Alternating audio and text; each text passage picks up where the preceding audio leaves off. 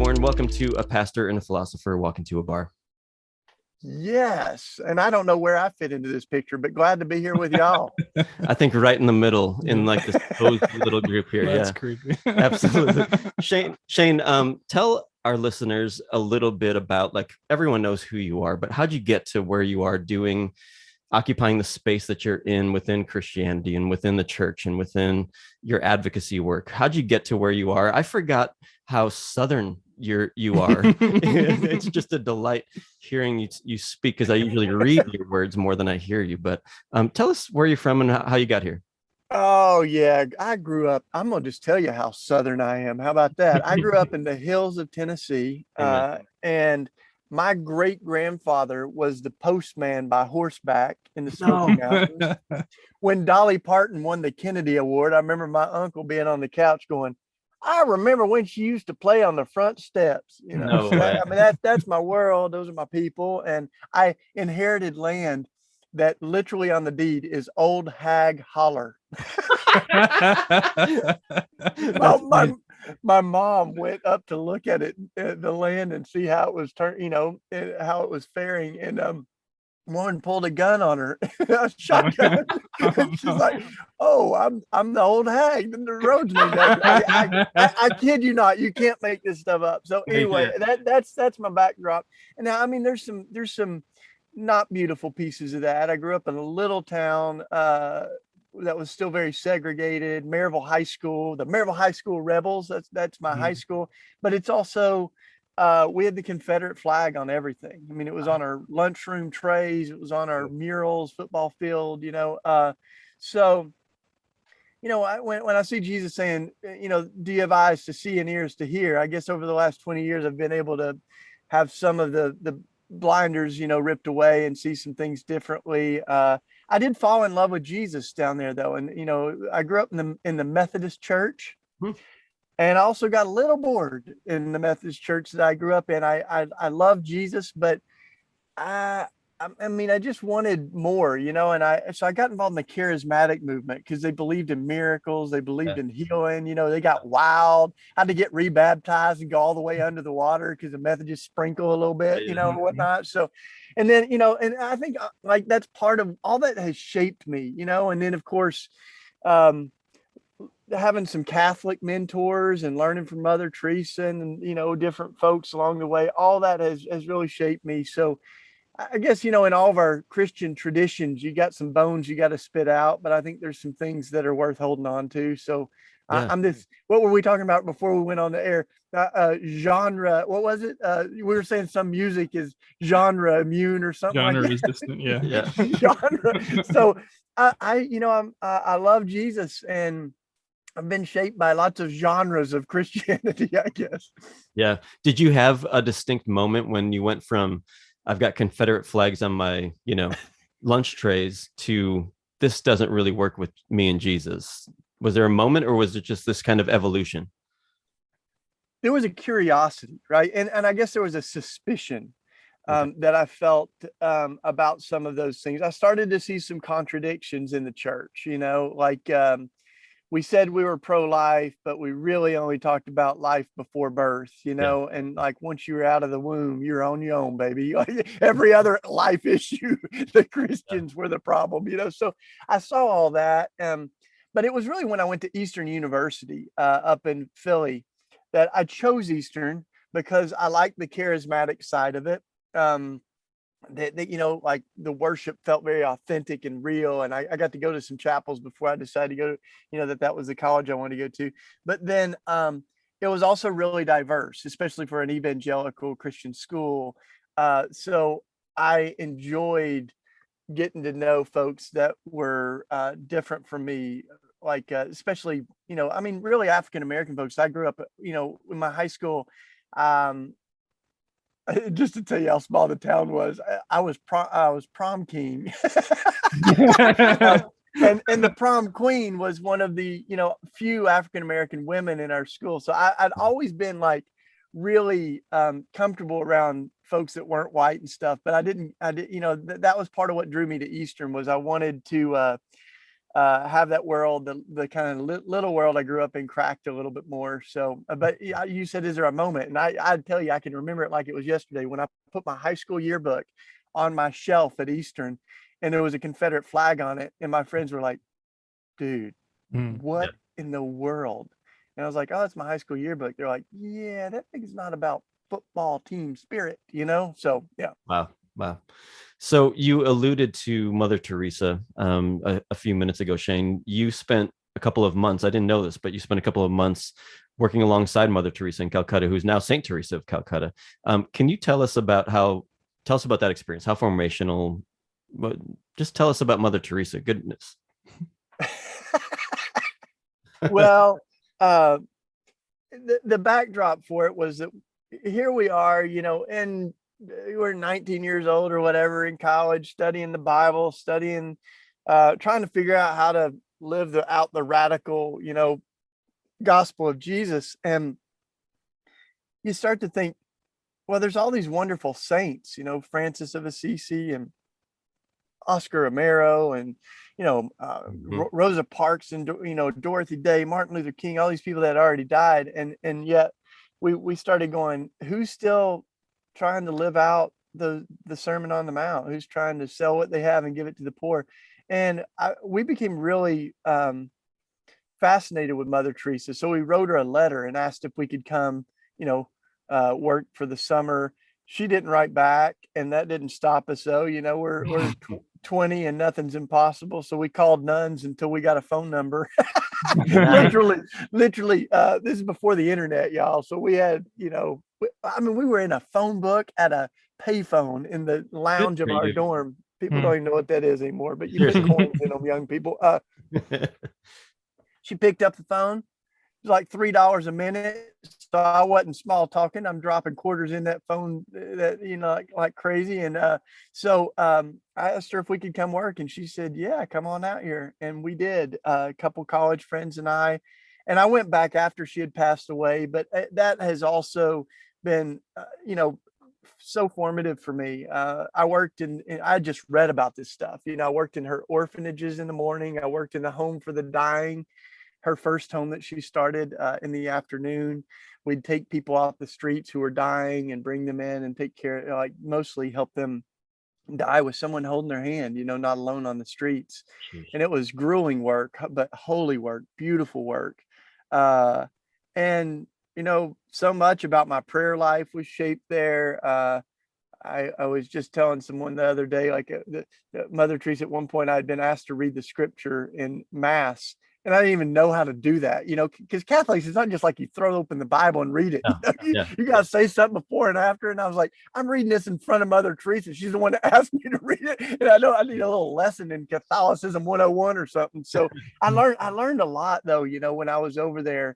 Um, and more than I know how to put in sound bites, you know, but I've written a lot about it. And I mean, one of the places that was just so impactful was, I mean, technically we called it a leper colony. I don't know if you would say that today, but it was a village of folks who had skin diseases, and who they themselves, you know, knew as leprosy. So in the caste system, they were totally outcast.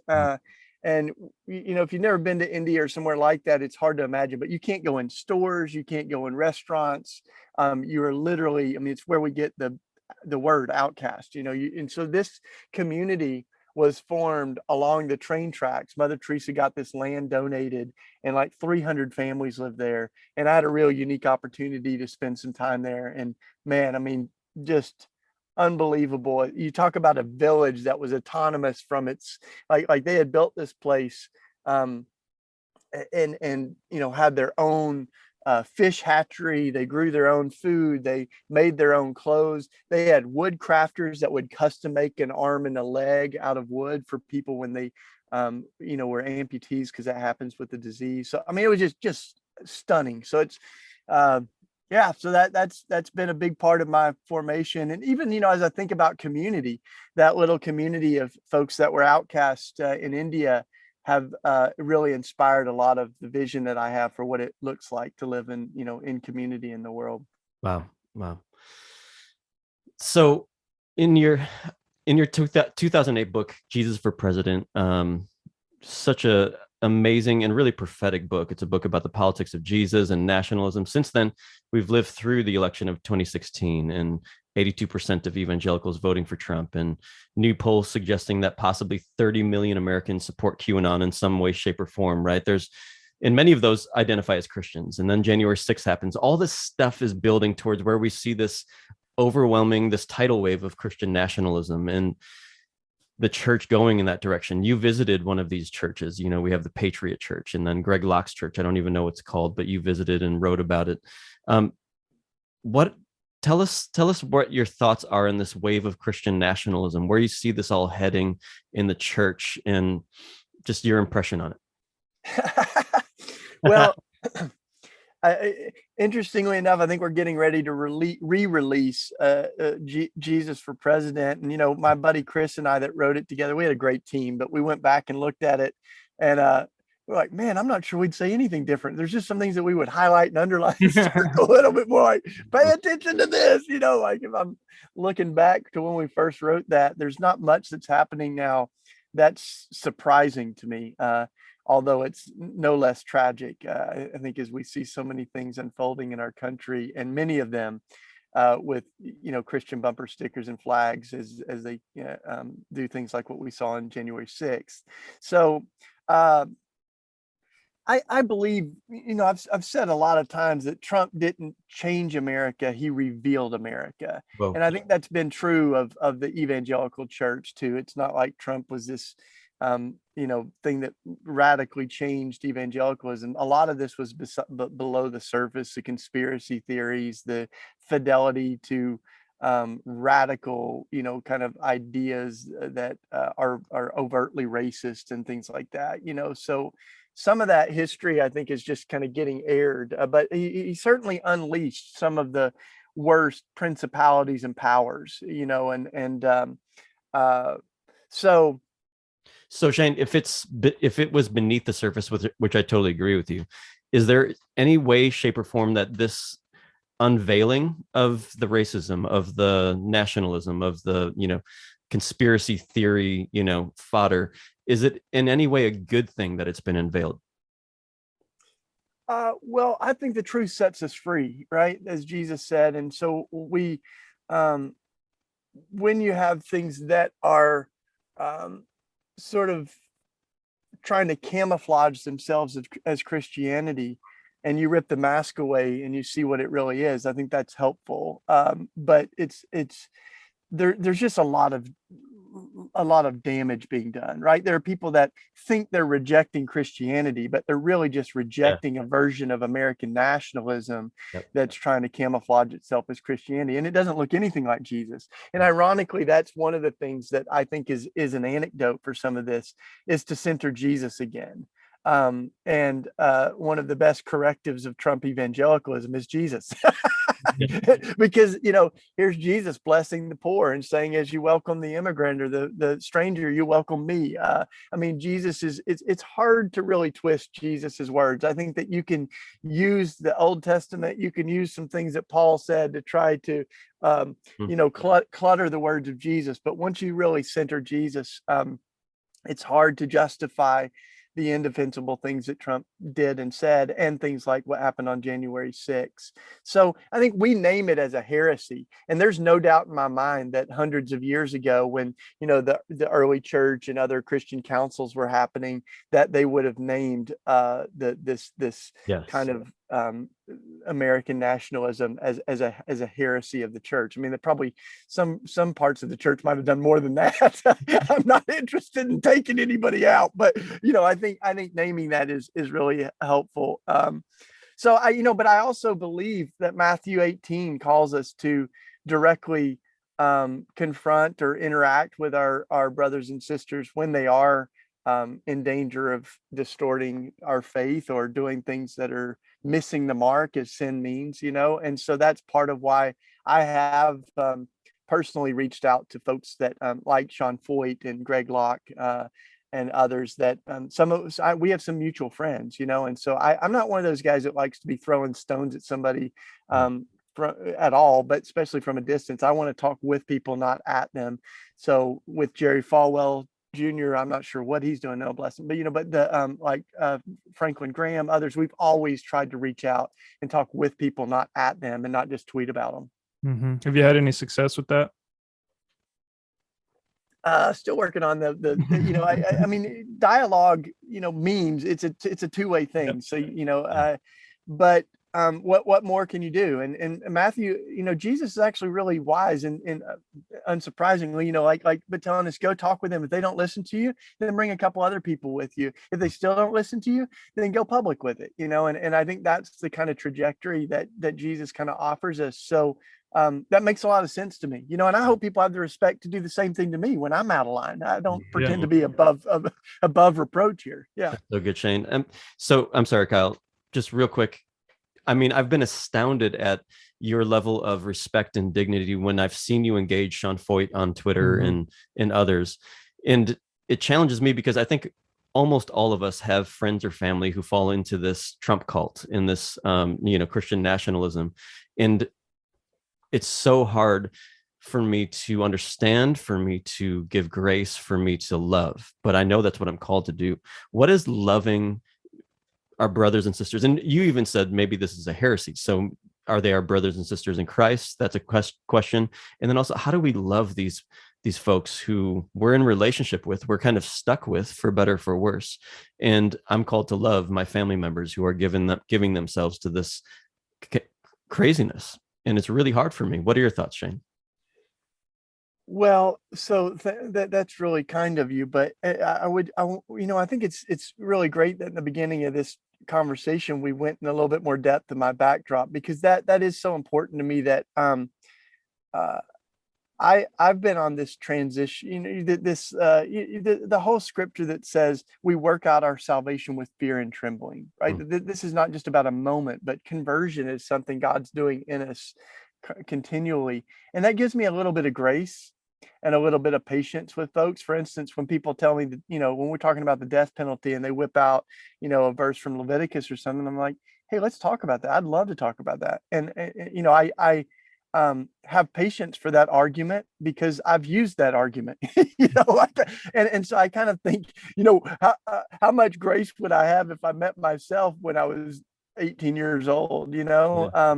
And we need that right now. There's a lot of self-righteousness. Yeah.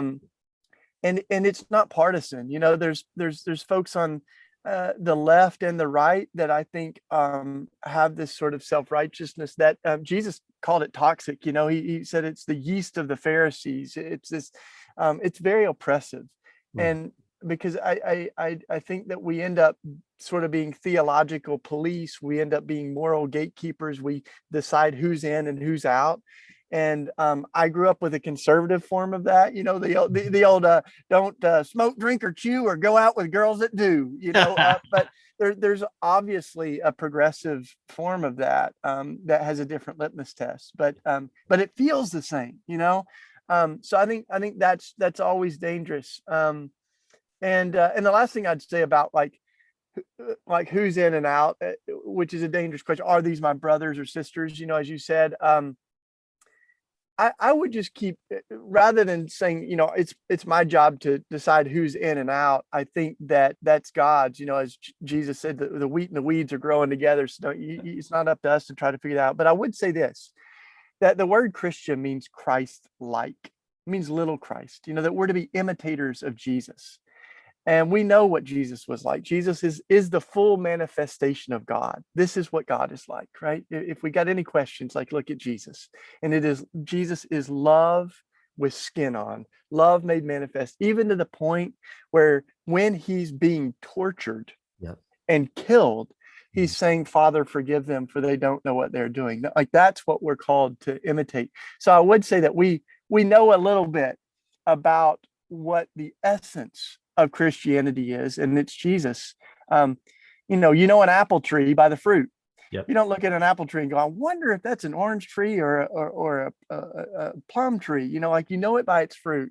And so if our Christianity is not about love let's not call it Christianity. If Mm. whatever religion we prescribe to is not about welcoming immigrants and refugees and finding some orderly, way to do that well, like, let's not call it Christianity. If it's not blessing the poor, if it's not blessing the meek and those who are hurting and mourning, then it's not Christianity. So we can say this is something that feels to me like Jesus, or does, like the testing the spirits, as Scripture says, But that's a little different from saying Greg Locke is going to hell. I'm sure not going to say that. Yeah, Sure. yeah. Oh, yeah. We wouldn't want to say that either. But I mean, I think there's a difference between saying somebody's going to hell and saying they're not a Christian, right? That they're not honoring the baptism that they claim. Yeah, and I'll be honest, the things that I've heard him say are really, really concerning to me. And this is why I, for Sean Foyt, this worship leader that was, I don't think he's there anymore, but formerly at Bethel, and I just think that there's so many concerning things. When the Rolling Stone did the Jesus Christ super spreader article, Yeah. he really embraced that and began selling super spreader shirts on his website. Mhm. So to me, that's at the very least insensitive and unchristlike, but it's also, it's one of those things that we can confront that. But part of what we're torn with, y'all, I think, is like, how much airtime do you give this stuff? Yeah. And on the other hand, I think the best corrective to what's wrong is singing a better song, is living out a version of faith that, as much as we can, is honoring Christ and honoring those who are vulnerable, in our society. So yeah, it's a delicate dance, isn't it, on some of that stuff. So at Red Letter Christians, we say we want to change the narrative by changing the narrators, and some of the loudest, most public voices haven't been the most beautiful. So on the one hand, we do challenge some of the televangelists and preachers that are trying to defend Trump and whatever racist thing that's been said. But I think we also want to keep the constructive program, proclaiming the good news of Jesus. Yeah. Yeah. Yeah. So switching gears, Sean, or Shane, you identify. Oh, geez. All right, here we go. Switching gears, Shane, you identify as a pacifist, or as you would say, a peacemaker. On our show, Kyle, this guy is self-identifies as a pacifist. I haven't been able to go that whole way yet. I'm waiting for you guys to convince me. For me, the nonviolent peacemaking way of Jesus is a way of life that I've given myself to, and I want to give myself more and more to, but it feels idealistic on a big, large national scale to hold to a pacifist ideology and way of working as a government and as a nation. Tell me, and why? By idealistic, you really mean naive, right? In some ways, yep. Yeah, there's nothing wrong with being idealistic. Yeah. Not realistic is what I'm trying to say. Yeah. So tell me why you think pacifism is realistic for why Joe Biden should say we're done with war and we're gonna take away the 100% of the federal defense funding. It's all in some ways that'd be brilliant, but in others it sounds like we're just committing we're just killing our nation. So tell me why you think it's not idealistic, why it is realistic for the United States and any other nation to be a pacifist nation. Well, so I think we can look at history and make a reasonable argument that violence has worked to solve international conflicts. I think we can also make a rational argument that nonviolence has worked and point to some really specific places. So to me, the bigger question than what works is what looks like Jesus, which is the way of Jesus. Because it didn't look like Jesus's preaching of love worked on Good Friday. and I mean, like the story did not end well in a certain sense, right? And please, I think we also have to remember, like, even as we think about violence that we see today or evil in the world that we live in, I mean, you're certainly not saying this, but some people would sort of paint it out as Jesus lived in this totally different world that they didn't have people like the Taliban, or ISIS or something. You're like, actually, there were the historians, you know, in the exactly when Jesus was living, said that there were so many crucifixions on the horizon in Rome that you couldn't enjoy a good sunset. They were slaughtering people on crosses. Herod was killing little babies all over the land as Jesus was born.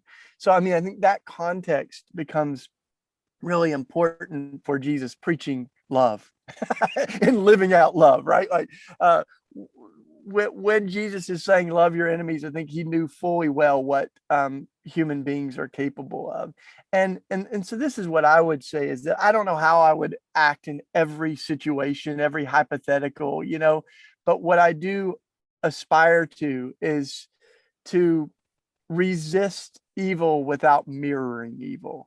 Um, to I believe that oppressors can be resisted without being emulated, that we don't use the same weapons that are used against us. And Dr. King really came to that reality. At one point, he was a gun owner, you know, thought, I mean, like many people, probably thinking I might need this sucker, you know, and then realized um, we're not going to win the fight against violence, the fight for peace, using the weapons of violence, you know, even if it costs us our life, which it did for Dr. King, right? So when Jesus says greater love is no one than this, than to lay down their life, I believe that. I believe that you can have other things like courage that can be violent, can use violence. And that's why Gandhi, it's interesting because Gandhi, you know, championed for nonviolence. He said, if I have to choose between a coward and a soldier, give me a soldier, because that passion, that courage, the willingness to die, like, can be channeled into love, but you can't do much with a coward. So I think we've got to be willing to die for the cross, as willing to die for the cross as people have been willing to die for the sword. We've got to, you know, put as much resources towards life-giving alternatives to the things that are the sources of violence than we've put towards our military weapons, which, I mean, it's just unimaginable the amount of money we've got, you know, over 50,000 Hiroshima bombs. Why would anyone need one Hiroshima bomb? I mean, we're the only people that have used these weapons, and we killed hundreds of thousands of people twice in 1 week, right? So, like, that's the kind of thing where, you know, even folks that are, you know, adhering to a just war theory, I would definitely challenge, I would challenge whether you can even have Augustine's just war theory in a world with drones and with nuclear weapons, right? Because it violates the very grounds. You're the philosopher over here, right? But like, it violates the very grounds that he formed the just war theory on. But in the end, I don't follow Augustine. I follow Jesus. And I find it really impossible for me. And this is one who grew up with guns. I grew up with a dad in the military. So none of this was like no brainer work. You know, I didn't grow up Mennonite or something. So, but I grew into this understanding that I cannot love my enemies and simultaneously prepare to kill them. Yeah. I just don't think that I can hold the cross in one hand and a weapon in the other. And I'm very open to dialoguing with other folks that are working that out, you know, but that's where I am. And, you know, I mean, one of the clearest cases of that is when Peter picks up a sword to protect Jesus, and Jesus scolds him, tells him to put the sword back, heals the guy Peter wounded. And Tertullian and the early Christians said that was the final triumph over redemptive violence, right? They said when Jesus disarmed Peter, he disarmed every Christian. Because if ever there was a case to try to use violence, a case to be made to use violence, it was Peter had that case. Yeah. So you mentioned the Mennonites. We both share a fascination with, or I suppose an honoring of the Anabaptist tradition. So can we just drill a little bit deeper here, if you're willing to? What can we say about the Christian's relationship to the state in general? And what is there that we can learn from that Anabaptist tradition? How has that shaped your thought about that? Awesome. Well, I'll give a affirmation and maybe a gentle, friendly critique of the you know, for folks. By the way, when I first heard Anabaptist, I thought they were saying anti-Baptist. You know, I was like, why do they not like the Baptist so much? Because, and for folks that don't know, the Anabaptist tradition, you know, has been one of the streams of the peace church, really committed to nonviolence, to sharing possessions, to community. and have been a real inspiration for me. So I think the thing that I would affirm, and what we really kind of dive into in Jesus for President, is that um, that this was about a profound and subversive new way of thinking about ourselves in the world. That we were, when the early Christians said Jesus is Lord, they were saying Caesar is not. Yep. They found themselves a part of a different empire that was subverting the power structures and the oppressive structures of their time. When Jesus talks about the kingdom of God, it was the same word as empire, and he talked about it coming on earth as it is in heaven. Then you see the descriptions of it in the gospel, and you're like, the last are first, the first are last, the mighty are cast from their thrones, the lowly are lifted, the hungry are filled with good things, the rich are sent away empty. You're like, holy cow, that's not Karl Marx, that's the gospel of the Lord. So that pronunciation of, the flipping the whole world upside down is what they were about. And that's why they were crucified. They were killed. They were called enemies of the state. They were in the book of Acts in the New Testament, it says, they're proclaiming a different emperor, one named Jesus, and they're creating havoc all over the empire. So this was definitely a sense that our hope is not in Caesar. Our hope is in Jesus. Our citizenship is in heaven. Now, I think how that works itself out is that some people can end up with this idea that this is all just about going to heaven when we die. And we can end up, with the old saying, like, we're so heavenly minded, we're not much earthly good. And so there can be sort of an escapist theology that this world is not our home. And that's why, was it back in the day, old Mark Driscoll or somebody said, that's why we can drive SUVs with a smile, because we're expediting the apocalypse, that we're just going to let this world go to crap because Jesus is coming back, and we'll make it happen faster. So that's like whacked out, crazy theology. But I think that what I would say about the Anabaptists is that there's still this sense that we want to be a part of the transformation of the world. The kingdom is not just something we go up to when we die, but something we're to bring on earth while we live. So what does that look like? I think it includes policies and structural changes to the world that we live in, right? Like Martin Luther King, he knew this well. He said, no law can make you love me, but it can make it harder for you to kill me. Right. So many of these issues, for instance, like gun violence, people will say, well, that's not a gun issue, it's a heart issue. And there's some Anabaptists that would say that, right? And I would say it's both, right? So God heals hearts, but people change laws. And in the civil rights movement, only God could change a racist heart. No, you can't legislate love, right? You can't change someone's heart by enacting laws. But we did need laws to change so folks could swim in the same swimming pools, so that people could vote, Black folks could vote, and women could vote, and so that we could have a more just society. So I guess that's what I would say. And some of that's hanging out with folks like Reverend Barber and people in the civil rights movement, realizing that the Anabaptists have something to offer us, but so does his historic Black church, and so do the liberation traditions that see that God is redeeming all things. So the question becomes, what does it look like to have some of our governmental systems redeemed? What does it look like if America were shaping policies by love rather than by fear? And whether it's immigration or guns or the death penalty, I think our faith should cause us to care about policies as well. So loving our neighbor as ourselves means harnessing the powers of our government that are hurting people. And I still got my anarchistic tendencies, please, y'all. I mean, Dorothy Day's been my mentor from a distance. So I see voting and things like that as doing damage control, as trying to kind of, harness the principalities and powers that can work in our governmental systems. Yeah, that's interesting. So I like the, using the Black church as kind of a corrective for some of the more insular aspects of Anabaptism, which we have to admit has tended to be white. But a thing that I have liked about the Anabaptist tradition, reading people like Hauerwas, for example, is that the emphasis on building a kind of alternative community as a way of modeling what a structure could look like that was based on love. It's kind of what drew me to Anabaptism to begin with. But I'm just going to confess to you, because I want to get your take on it, see if you ever feel like this, that I've been kind of losing hope in that vision, particularly in the last 5 years. As you can imagine, something happened in 2016 that might make me lose hope in that vision. And I find myself conflicted now in my commitment to those ideals that you just described, because I find that empirically, it seems to me that the American church is just incapable of doing that. That certainly on a large scale, it's very difficult to find examples anymore where I think that's actually happening.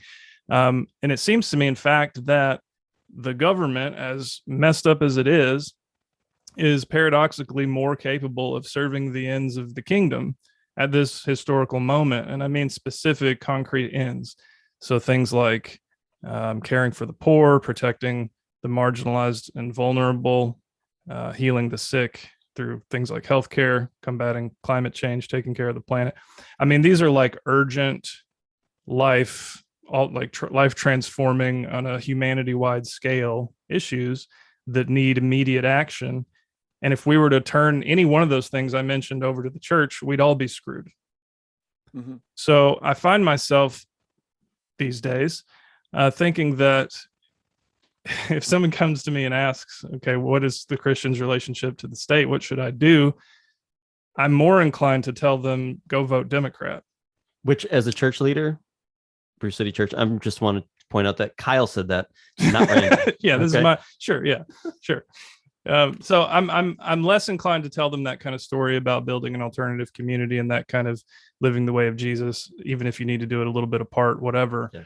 And I'm more inclined to say that's the ideal, but man, we're in the thick of it, and you got to make some more time decisions, so to speak. And right now, the best way to do the work of Jesus is to get some political moderates in there. You know what I mean? Like, yeah. So just a few thoughts on that is so one of them is about where our hope lies, right? Like where, and I like that old hymn, like our hope is built on nothing less than Jesus' blood and righteousness. I think that is a profound, pronouncement. And that's what the early church was saying. They had very little hope in Caesar and changing the world. And so I think we have to really, I would suggest not have our hope in the Democrats or in the Republicans, but this idea that we're grounded in the lamb, not the elephant or the donkey, is really core to my theology. I also don't have like folks that are working for good. The prophets are they don't distinguish between who's in power, whether they're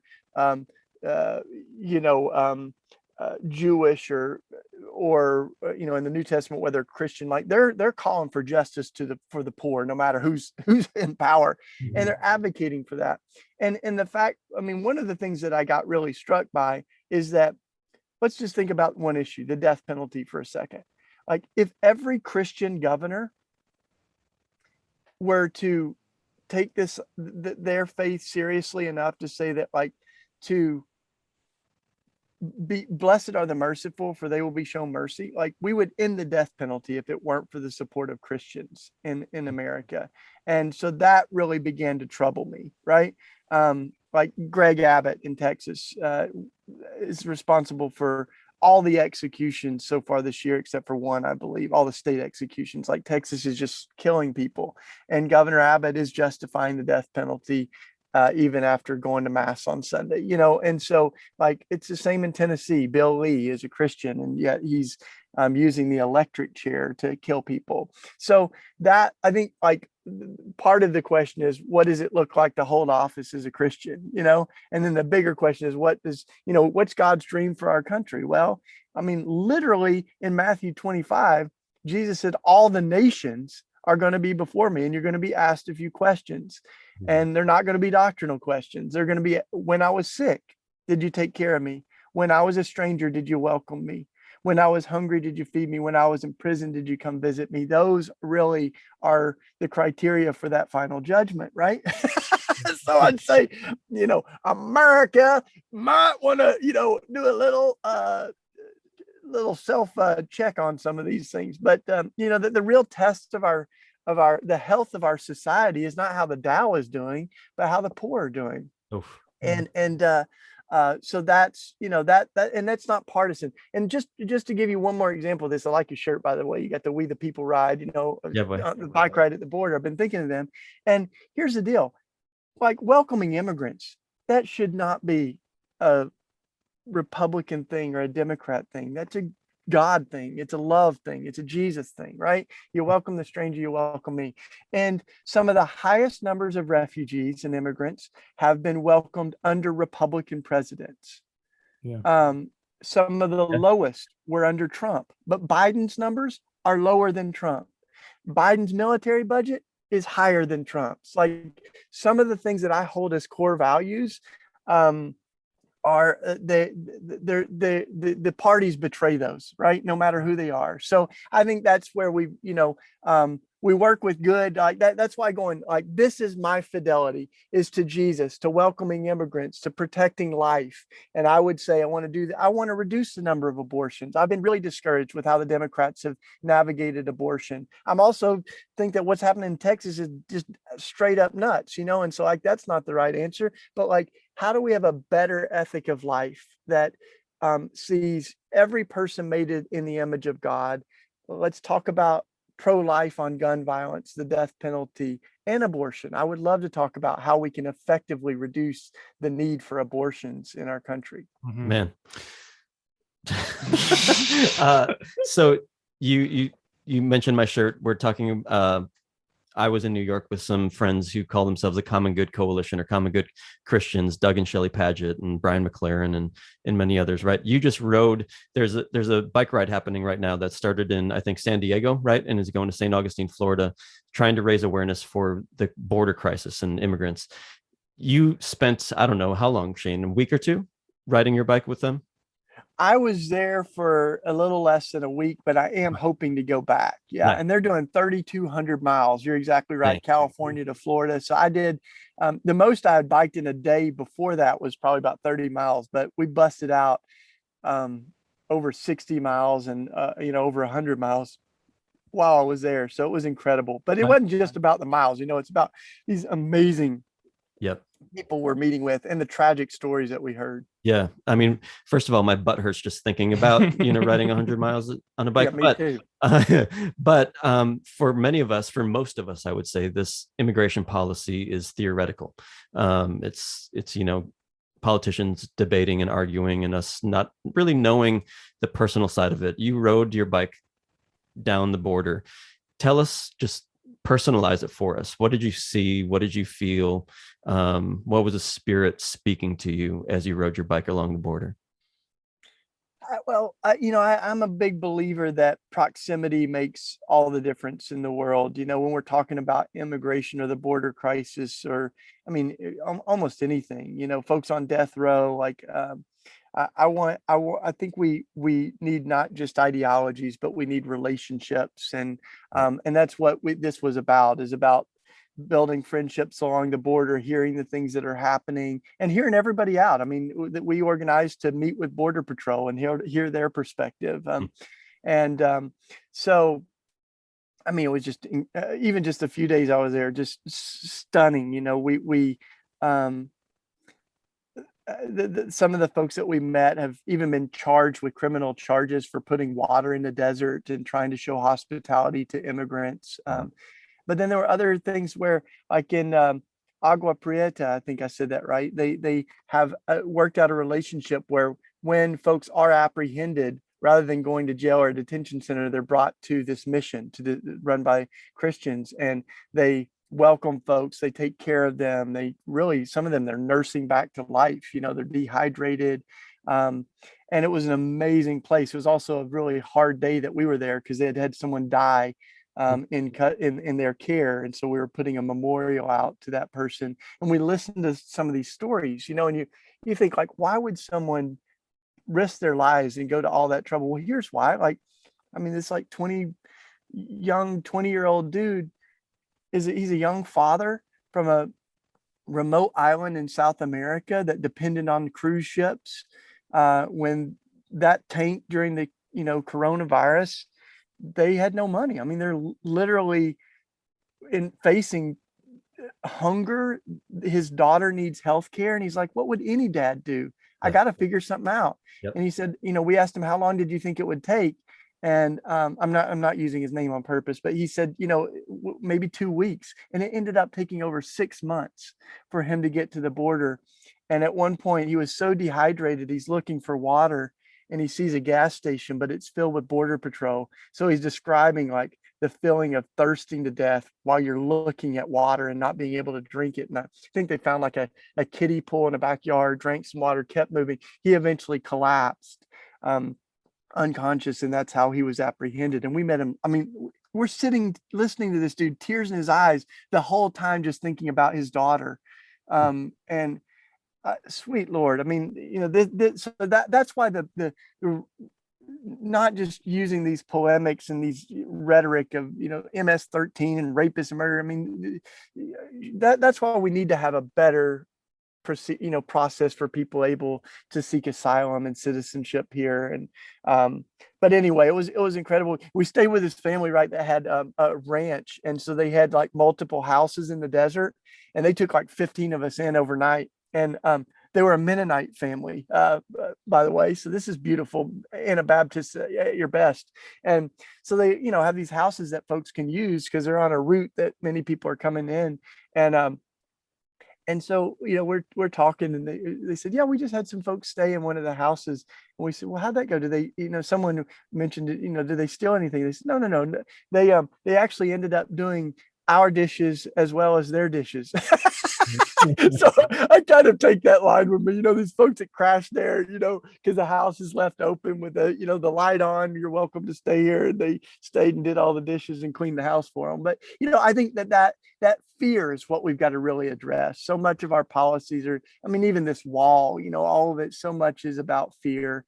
Yeah. So we were saying, what would love look like? And one of the powerful images you probably saw is a worship service along the wall where, folks on the Mexico side and folks on the US side sang songs to each other and then served each other communion by passing it through the wall. So I look at that and I'm like, that is what we should be doing, right? And Dr. Martin Luther King, y'all asked about what should the church be doing. He had a great way of understanding this. He said the church is not meant to be the master of the state or the servant of the state. Yep. The church is meant to be the conscience of the state. Come on, somebody, right? So that conscience, that's who we're meant to be. We're not the tool of the state. We're not like trying to wrestle our way to power of the state. We got a different way of thinking about things, but we are the moral conscience. We should be in our society. Yep. Mm-hmm. Should be, yes. So I'm going to drag us back to our previous conversation for just a second before we move on to the next thing. Like, I'm still struggling with this should be versus are, right? The reality of it. So let me make it really concrete, hypothetical here, and just see how you answer this. Maybe this is an unfair question. I don't know. Let's say I'm a billionaire and I come to you and I say, Shane, I'm going to give you $500 million. Here's $500 million. You have to invest it in one place. Do you give that money to the church? And if not, where do you give it and why? As it exists, like right now.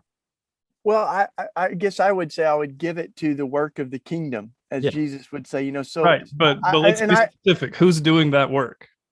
Yeah. So for instance, when I wrote my first book, I didn't make $1 billion, but I did set up a Jubilee fund to share the money of that book. So when you buy The Irresistible Revolution, we disperse that money to about 200 different groups. And some of them are congregations. Like, hey, this mission that I just described on the border is a Catholic mission. It's the Franciscans, right? I mean, it's old school, but I would also give the money to the different missions that we visited that are doing incredible work, and some of them are faith-based, some of them are not, but they're doing the work of the kingdom, so I see that the Spirit works inside of the institutions and outside. I even see that in Jesus. He's going to synagogue, he's Jewish, and he's doing Passover, but he's also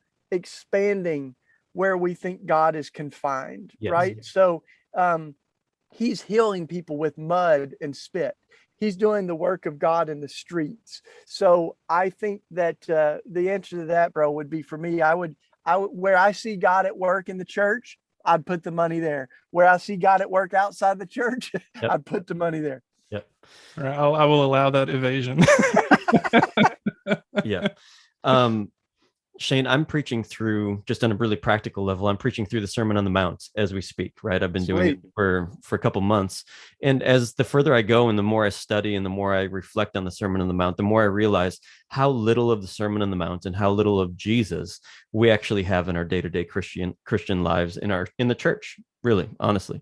And it haunts me a little bit, even in my own life, right? I mean, the Sermon on the Mount is a hard ideology to reckon with and to follow.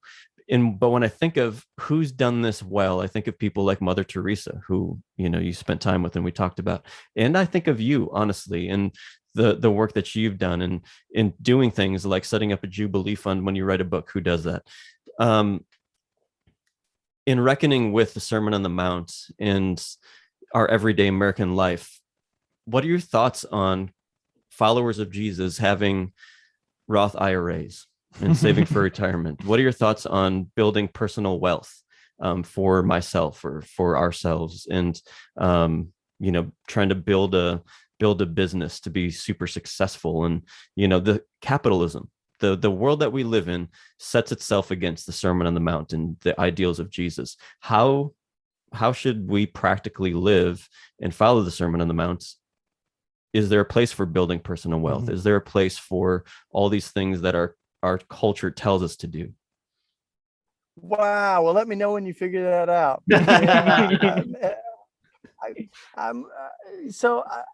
will say I'm working hard enough on the log in my own eye that I don't really have a lot of time to pick on other people's, the speck in their eye. But when, in my own aspiration to be faithful to this, I find it really hard to stockpile for tomorrow while people don't have enough for today. And I mean, Jesus literally told a story about that, right? This guy that builds a barn to put all his stuff in and has so much stuff, he's got to build a bigger barn. And God's just kind of like, no, tear it all down, man. Like, you don't even know what tomorrow holds, And so this idea that we are not to like worry about tomorrow, but to live like the lilies and the sparrows. I mean, that's from the Sermon on the Mount, right? And it's absolutely why I've got a like really big spider coming down over here, just so you know. And my wife left it because I'm living in a school bus right now, but we have these stink bugs. And so my wife tells me last night, yeah, just so you know, there's some spiders in here and I've left them because they're eating the stink bugs. So I'm sure everybody wanted to know that, but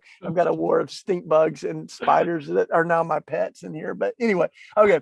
So, but so I think that here's the tricky thing. We've created this idolatry out of individualism, that there's not a real safety net of community, unless you're a part of like the Amish or the Mennonites, right? And I've sometimes joked that like if things get really bad, I'll just have go join the Bruderhof when I'm dying so they can take care of us, because they have this infrastructure of community. And that's what ideally I think we want to build. When Jesus was telling his disciples to sell everything, if you look at like, I think it's Mark 10, where he says, leave everything. And he says, you will have 100-fold, right? So you're leaving your biological family, but you're joining a massive family. You're leaving your personal possessions, but you're entering a commonwealth. You're not going to own a house, but you're going to have homes everywhere you go, right? So it was this vision that like, we're opening up our personal possessions, but we're joining this big family that's going to take care of each other.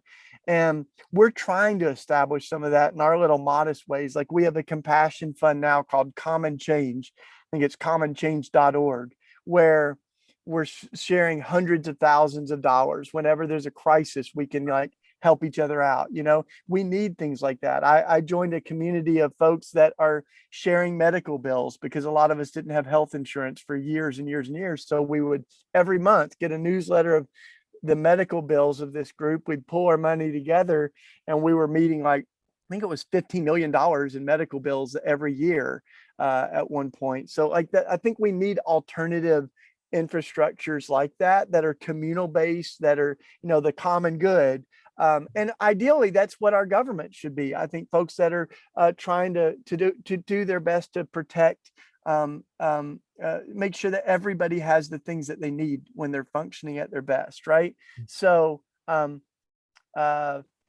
yeah, so all that to say, like, but there are ways that we can live into that vision, by trying to create some of those alternative infrastructures, by living with less, the old saying, like, live simply so that others may simply live. Yeah. I think is a beautiful one. And that's what Gandhi said, like, there's enough for everyone's need, but there's not enough for everyone's greed. Yeah. And when you got, like, I mean, sweet Lord, we got like 3 billionaires now that own the same amount as 50 countries. Like, that's crazy. Like, I think Bezos is making like $3,000 a second or something like it. It's like over $300 million every day. So those, like, the inequity between the rich and the poor is absolutely insane. And it's also like why things like the Jubilee were originally created, right? Like, God's like, you're going to get this inequality. So periodically, you're going to need to release everybody from debt, set slaves free. Like, you're going to need to, like, redistribute property. Imagine if we had a Jubilee in America. I mean, that would repair some things. Which, unfortunately, there's no evidence that the Israelites actually practiced Jubilee, but the idea of it is from God. And that's why I always quote my friend Ched Myers. He says Christians have never really done the Sermon on the Mount either, but it was still God's intention. Yeah, absolutely. And what I'm hearing you say is you can't do that by yourself. You can't live out the Sermon on the Mount on an American individual basis. Communally, maybe we can. Yeah, well, I think I don't distinguish between the personal and the, like, communal, because I think that's where some people end up going, like Jerry Falwell Jr., for instance. He said, when they asked him about how he reconciles his loyalty to Trump and to Jesus, and he said, I don't look to Jesus when it comes to shaping my political beliefs. So I think that, this idea that Jesus just teaches us how to live as individuals, but, like, his teaching has no political implications. I think that doesn't make any sense to me, right? Jesus is teaching me, yes, like Shane Claiborne, if you see an immigrant or a homeless person, you need to welcome them. When you welcome them, you welcome me. But also, like, why that same truth that's true for our country as well. So I think politicians are not exempt from the Sermon on the Mount. Yep. Mm-hmm. So we want to honor your time, but you said you're good with a few more questions. Is that all right? Yeah. Cool. So can we talk about the death penalty a little bit? This is something that you've advocated for. Probably I've seen you speaking on this the most in the last several years of all the things that you're involved with. So can you share with us why you're committed to this issue, how it became important to you? Why do you think it is that, maybe this is an overstatement, but I don't think it is. When it comes up in class, in my classes that I teach, this seems to be the case. Like, the kind of default position of most Americans is that the death penalty is just kind of an obvious good, or if not a good, it's at least something that it makes some rational sense and it should be there, even if it's just rarely used or something like that. So why are you so strongly against it, and why do you view it as an entailment of your Christian convictions to work against it? Yeah, for sure. I'd love to talk about that a little bit. So I, grew up like many Christians, calling myself pro-life, but then began to see how narrowly we thought about what it means to be pro-life. Mostly only in terms of one issue of abortion, right? And I think a lot of pro-life folks would be more accurate to say they're pro-birth or anti-abortion, because on so many of these other life issues, we've been not the champions of life, but the obstacles. And the reason I've done so much work on the death penalty and gun violence, these were my last two books, Executing Grace on the death penalty and Beating Guns on the gun violence, is because it's like that old Pogo cartoon where you go, we met the enemy, it's us. Right. So, like, the death penalty would not stand a chance in America if it weren't for Christians. Almost 90% of executions happen in the Bible Belt.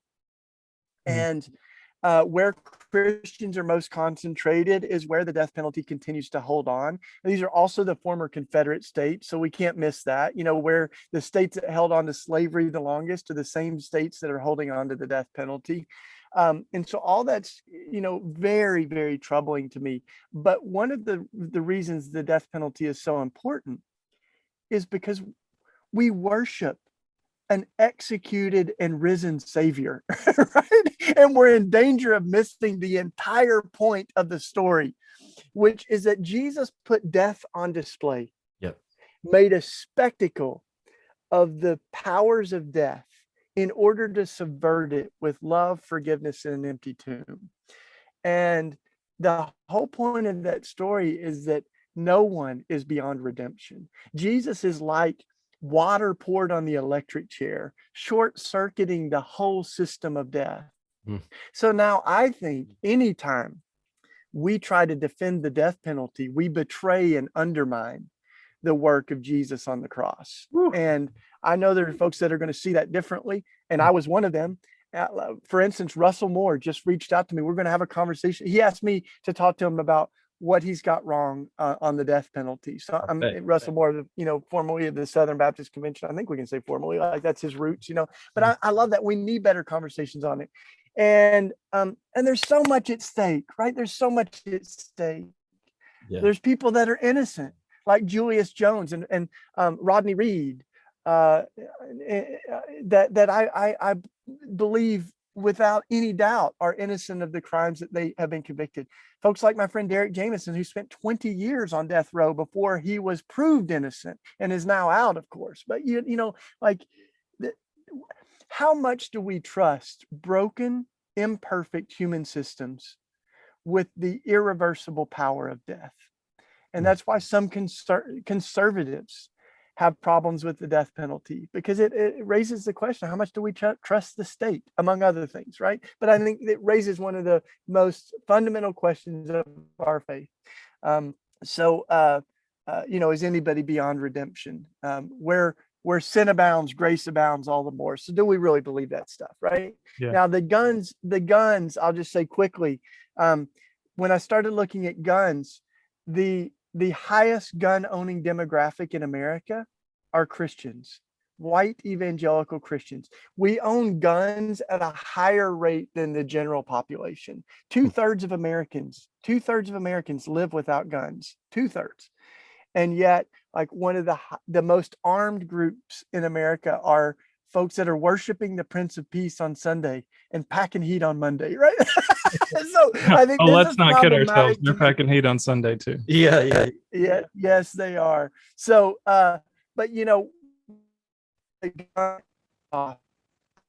two very different versions of power, and one says, "I'm willing to die," and the other says, "I'm willing to kill." One says, "Turn the other cheek." The other says, "Stand your ground." And so I think that's where we've really got to challenge not just the guns, but the logic, the fear, the militancy that becomes that really is behind our idolatry of guns. I mean, literally, we have scriptures saying, "Don't put your trust in chariots and horses," but we sure are putting our trust in a Glock.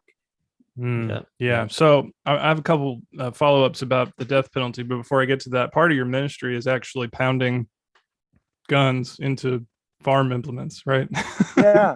Gardening tools. Absolutely. Yeah. Inspired by Isaiah and Micah, that will beat our swords into plows and spears into pruning hooks. And let me just say that these are not disconnected, right?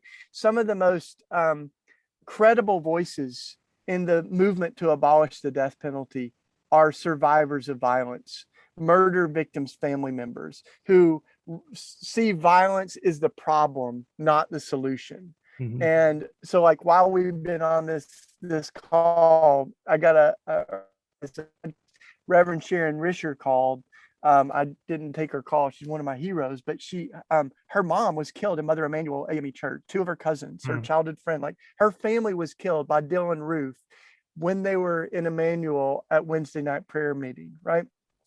She's walked out of that an advocate for common sense gun law changes. We need to address the hatred, the racism, the violence, and the policies on guns. But she's also an abolitionist against the death penalty. She thinks Dylan Roof, he's so filled with hatred right now. Like, he doesn't need the electric chair. He needs to understand. He needs Jesus. He needs to understand how big God's love is, and that God's love can even heal him of his sins. So, I mean, boy, so these things are connected. And we've done gun transformations with Sharon Risher. As she was beating on the gun, she named all 9 of the Emmanuel 9 that were killed in that church. You know, we've seen folks that have experienced some of the deepest pain, but they realize that the death penalty does not heal the wounds of violence. It just creates new ones. So Shane, I'm just going to wrap it up here. I mean, we've been talking, we've been talking about, you know, the death penalty is in effect because of Christians. You've said we've talked about how immigration so much grates against the modern church. We've talked about how all of these things that are just depressing, Christian nationalism and building walls and all of this stuff that just causes one to be pretty depressed about the state of the church in America right now. What gives you hope when you look at the church in America right now, Shane? There's a lot of bad music out there, but I don't go to a terrible concert and give up all music. Yeah. I think the difference is that a bad concert doesn't do like real soul damage to you. You just walk away going, that was terrible, you know, but the church has done a lot of damage. And so I think we've got to begin with a posture of humility and of confessing some of those things. But I also I think, you know, even in an abusive relationship, like you leave that, but you don't necessarily give up on love, you know, and I think that's where we've got to find a better version of Christianity. And this is nothing new. Frederick Douglass named this, you know, he said there's between the Christianity of this land and the Christianity of Christ, I see the widest possible difference. So this is nothing new.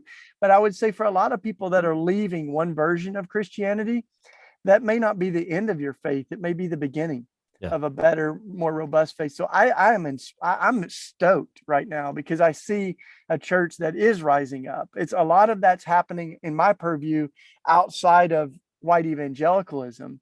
But I mean, I think of Tracy Blackman in Ferguson after Michael Brown was killed, and Reverend Barber in North Carolina, and Michael and Ben McBride out west, Leslie Callahan in Philly, Michael Waters down in Texas. Like there's just, you know, there's folks in different traditions outside of the white evangelical kind of toxic Trump evangelicalism that are shining the light of Jesus. They're fighting for justice. They're going to jail for the good trouble. Like those are the circles we need to keep leaning into. You know, I mean, it was true even for Jesus. His harshest words, like brood of vipers, were for the religious people. Yeah. And so I think those the contradictions are ancient. But we know, you know, God is at work. God's bigger than the embarrassing things that we Christians have done in his name. So thanks be to God. Amen. It's good, y'all.